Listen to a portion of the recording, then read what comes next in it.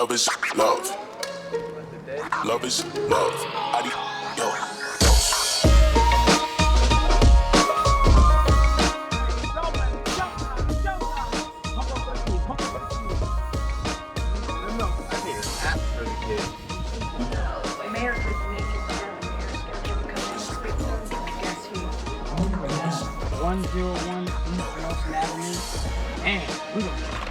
How long is it? 55-minute drive? 30. Most consecutive victories in Bellator MMA history with 16 wins, 6 by knockout, 5 by submission, and 5 by decision. My son's gonna take care of time to go over Is AJ Mckee. Give him a round of applause. Larry said, "Who's the father? Who's the son?" Wow, that's kind of fun. Wow, you guys can tell me. You see yourself. I'm very rarely do I watch myself. I started in the very beginning of the stages, so you see a lot of grappling and a lot of wrestling because that was what my pedigree was. I wrestled in high school, I wrestled in college. So for me, MMA at that time was I was just trying to wrestle and ground and pound and beat him up. Now you have another level of the game, which is what my son does. So when you look at my highlight reel and then you look at his highlight reel, you can see the difference in how the sports develop and also what a great coach I am, okay? So that kid's unbelievable. He started out as a baby and that was part of the change in my life. I grew up in the inner cities of Long Beach, Compton, Watts, Santa Fe Springs, Whittier. I was kind of all over the place. Life was a struggle for me. I was kind of like a lot of, maybe some of you guys, but I don't think anybody here had a worse life than I did.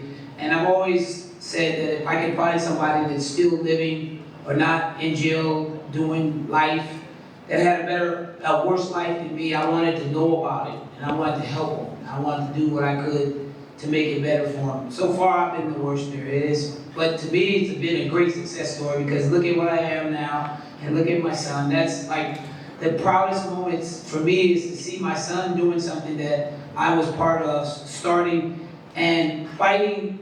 I didn't really choose to fight. I think fighting chose me because that was a way for me to let out all my anger. I struggled in school because I didn't have any structure. My friends were the local drug dealers, gangsters. I hung out with them and that was my family, so I can understand why some of you get caught up in the gangbanging. Fortunately, I chose not to do that. I was pretty smart what I did when I did what I did.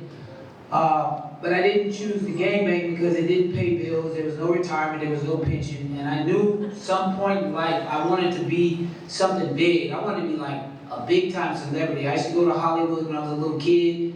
I'd steal a car and I'd go to Hollywood. I'm not telling you to go steal cars, but I'm just telling you, I'm gonna be honest. One of the things about me is I'm straight up, you know.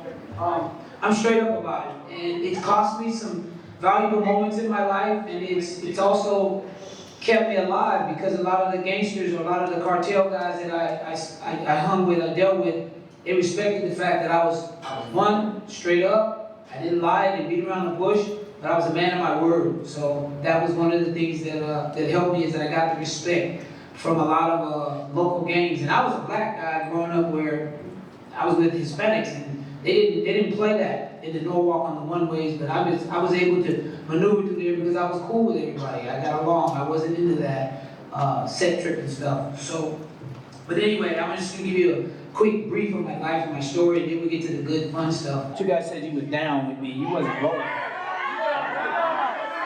I'm getting down to the OGs, huh? The originals. Okay. Well, y'all be safe. Have a good weekend. Fight. He's like, nah, it's not for you. I'm fighting for $50 in wrestling shoes. And I'm like, okay, well, I've been wrestling since I was a kid. Like, this is what I want to do. I was like, if I'm not going to be fighting in a cage, I'm going to be fighting in the street, which I did a lot of. And he used to get calls all the time from his friends. Hey, your son's up there fighting. They got green light on them. They about to try to smoke him. My dad come down to the school. Something happened to my son. I'm killing all y'all. I'm like, why are you making threats like that? He's like, you have no idea. But I didn't. I used to just like to fight. And school wasn't really for me, you know. I don't know what it was. I didn't want to graduate. Because I just knew what I wanted to do in life. No, he's gonna get beat up if he didn't graduate. Yeah, literally, he was out to kick your ass if you don't graduate. So that was. So I ended up graduating, being the first one from the family to graduate. I went to a 4-year college. I got picked up by Notre Dame for wrestling. Went there for a semester. Just getting in a little bit of trouble out there and just doing things I shouldn't have been doing. And I just kind of realized that it wasn't for me, you know? So I dropped out, came back home, went to Cerritos College, where he also won 2 state championships, only undefeated 2-time state champion from his school. I lost 1 match that year, and the ref told me, he was like, better now than at state, Mckee. Really, I didn't lose the match. He lost, he's trying to be undefeated. That's the competition part he wants to believe. He was mad because I was going to break his record. But yeah, so after that, I won my state championship and I dropped out of college and began fighting. I had an amateur fight, I think it was a week after my 18th birthday. At the time, amateur wasn't even around. We were doing amateur when I was like 14. He had me fighting 16, 17-year-olds.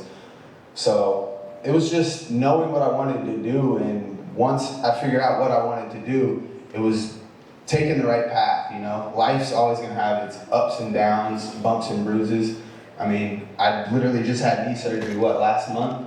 And here I am, I don't know if I'm gonna be able to compete and go in this tournament. I'm fighting, don't worry about that. It's $1 million. It's $1 million. I've fought with broke hands before, so he's like, AJ, don't fight. I'm like, Dad, I gotta fight. I gotta fight.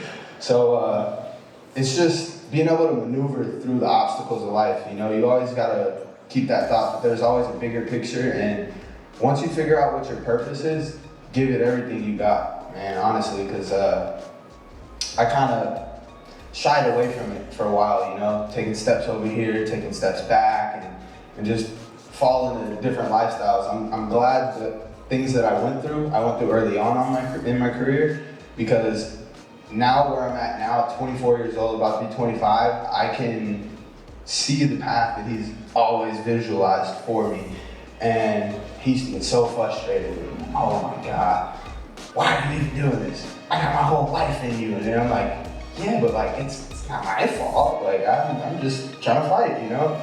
So it's, with age comes wisdom, and you gotta listen to your elders, man. They know what's right for you, especially those that love you.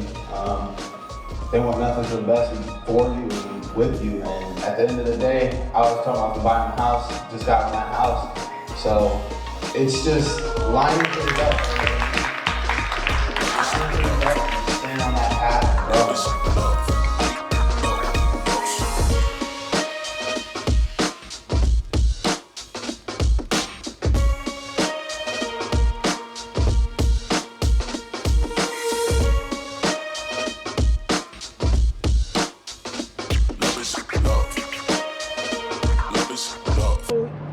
He has the ability to do it. Yeah. A lot of daddies don't know business like I do. They don't know how to sit down with their son and tell them, look, invest in this real estate, do this, don't do that. These motherfucking daddies are just workhorses. They get up every day, go to work, and mama pays all the goddamn bills and drink and No, I know. Yeah. come home and eat. It's a pattern. Yeah. I don't have no pattern. I'm fucking out here trying to get it like he trying to get it. It's straight business, and you see that, you know, and it's like all that stuff, hard work, things like that. That all, you know, you could be doing a lot worse things, you know. Yep. You could be. In the end, you can go smoke. Yeah. But right now, set yourself up for success. Yeah. So at least if you go party, you go have a good time, you know no matter what, your motherfucking roots is taken care of. Yeah. You know that. No, I mean, I had to learn that the hard way, and like now, look at me, like I'm like zeroed in on what I want to do. It would have been a lot easier if I just turned 30. You know? 30? Yeah, no, I know. And I partied. I fucking went through that little like creative funk where I was depressed with my shit. Like it was just like the perspective. Like I was looking at it all wrong.